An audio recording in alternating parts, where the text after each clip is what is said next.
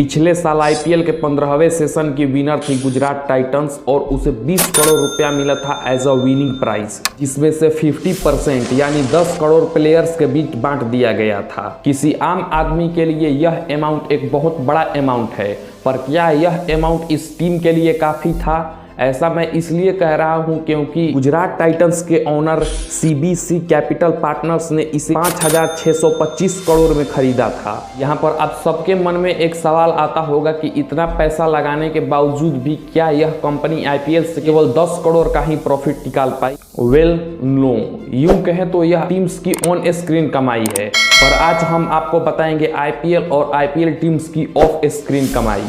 तो आइए समझते हैं आईपीएल का बिजनेस मॉडल।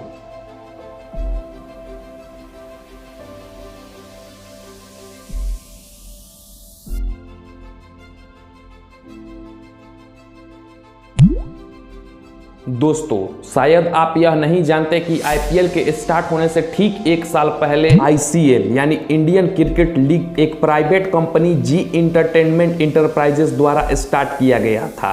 इसका भी कॉन्सेप्ट सिमिलर था आज की आईपीएल की तरह, मींस सिटी वाइज टीम बनाई जाएगी और खिलाड़ियों का ऑक्शन होगा और ये सारी टीम आपस में मैच खेलेगी। पर इसे ना ही तो बीसीसीआई और ना ही आईसीसी ने रिकॉग्नाइज किया, क्योंकि बीसीसीआई को ऐसा लग रहा था कि क्रिकेट का सारा पावर इनके हाथ से निकलकर किसी दूसरी कंपनी के हाथ में न चला जाए, और इसी वजह से बीसीसीआई ने अपने प्लेयर्स की सैलरी को इंक्रीज कर दिया और कहा कि जो भी प्लेयर आईसीएल खेलेगा उसे हमेशा के लिए इंटरनेशनल और डोमेस्टिक क्रिकेट से बैन कर दिया जाएगा। और ऐसे में खिलाड़ियों ने आईसीएल खेलना छोड़ दिया और धीरे धीरे आईसीएल खत्म हो गया। और फिर 13 सितंबर 2007 में बीसीसीआई के प्रेसिडेंट ललित मोदी ने सेम आईसीएल वाला कॉन्सेप्ट यूज कर आईपीएल यानी इंडियन प्रीमियर लीग को स्टार्ट किया और कहा कि यह इंस्पायर है ईपीसी यानी इंग्लिश प्रीमियर लीग जो फुटबॉल का टूर्नामेंट है और एनबीए जो बास्केटबॉल का टूर्नामेंट है।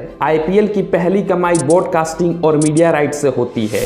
इनफैक्ट आईपीएल के टोटल रेवेन्यू का मोर देन 50% रेवेन्यू तो ब्रॉडकास्टिंग और मीडिया राइट से ही आता है। और हर वह कंपनी जो आईपीएल को अपने टीवी चैनल और ओटीटी प्लेटफॉर्म पर दिखाना चाहती है, इसके लिए उसे बीसीसीआई को एक हेवी अमाउंट पे करना पड़ता है। जैसे 2008 से 2017 तक यह ब्रॉडकास्टिंग राइट सोनी के पास था, इसके लिए उसने 820 करोड़ का पेमेंट किया था। फिर 2018 में स्टार स्पोर्ट ने इस राइट को खरीदा, जिसके लिए इसने बीसीसीआई को 16,347 करोड़ का पेमेंट किया, वह भी सिर्फ 5 साल के लिए। और फिलहाल इस साल का ब्रॉडकास्टिंग राइट स्टार स्पोर्ट और जियो सिनेमा के पास है, जिसके लिए इन्होंने 48,000 करोड़ का अमाउंट पे किया है बीसीसीआई को, जिसका 50% आईपीएल टीम्स में डिस्ट्रीब्यूट कर दिया जाता है और 50% बीसीसीआई खुद रखती है। पर क्या इतना बड़ा अमाउंट ये कंपनियां सिर्फ आईपीएल को दिखाने के लिए देती है?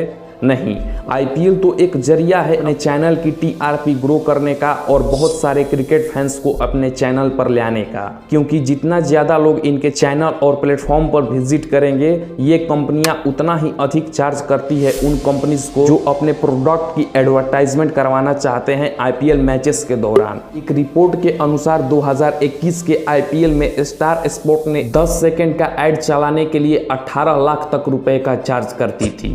अब आप इससे अंदाजा लगा सकते होंगे कि पूरी आईपीएल मैचेस के दौरान ये कंपनी कितना प्रॉफिट अर्न करती होगी। आईपीएल का सेकेंड अर्निंग सोर्स है टाइटल स्पॉन्सर, मींस आईपीएल के पहले लगने वाला टाइटल, जैसे इस बार टाटा आईपीएल, यही टाइटल स्पॉन्सर कहलाता है। शुरू के 5 साल यानी 2018 से 2012 तक डीएलएफ आईपीएल का टाइटल स्पॉन्सर था, जिसके लिए इसे पर ईयर 40 करोड़ का पेमेंट करना पड़ता था। फिर आया पेप्सी जो 2013 से 2015 तक टाइटल स्पॉन्सर रहा, जिसके लिए उसने हर साल 80 करोड़ का पेमेंट किया। 2016 से 2019 तक टाइटल स्पॉन्सर रहा वीवो, जिसके लिए उसने 2016 से 2017 तक का 100 करोड़ और 2017 से 2019 तक 400 करोड़ पर ईयर का पेमेंट किया, जो पिछले अमाउंट के मुकाबले 4 गुना ज्यादा था। इसके बाद ड्रीम 11 आया, जिसने 2020 में टाइटल स्पॉन्सर बनने के लिए 220 करोड़ का पेमेंट किया, और फिर 2021 में वीवो ने रिटर्न लिया और 440 करोड़ चुकाकर आईपीएल का टाइटल स्पॉन्सर बना। और करेंटली टाइम में आईपीएल का टाइटल स्पॉन्सर है टाटा,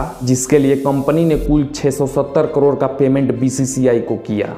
इसके अलावा umpire partners, official partner, digital streaming partner, strategic time out जैसे तरीकों से बीसीसीआई पैसा कमाती है और इन सब पैसों का भी 50% आईपीएल टीमों के बीच बांट दिया जाता है। अब बात करते हैं बीसीसीआई के पेमेंट के अलावा ये आईपीएल टीम और किस तरीके से पैसा कमाती है। जैसे बीसीसीआई अपने टाइटल स्पॉन्सर से बहुत ज़्यादा पैसा कमाती है, वैसे ही ये आईपीएल टीम भी अपने जर्सी पर किसी ब्रांड का लोगो लगाने के लिए कंपनी पर बहुत ज़्यादा चार्ज करती है। एक टीम की जर्सी पर 10 लोगो लगते हैं, 6 जर्सी पर, 2 पैंट्स पर और 2 कैप्स पर, और इसके लिए इन कंपनीज को एक बहुत बड़ा पेमेंट चुकाना पड़ता है। इसके अलावा टिकट कॉस्ट का 80% भी इन आईपीएल टीम्स को दिया जाता है। उम्मीद करता हूं अब आप आईपीएल के बिजनेस मॉडल समझ चुके होंगे कि कैसे बीसीसीआई और आईपीएल टीम्स आईपीएल मैचेस के दौरान पैसा कमाती है।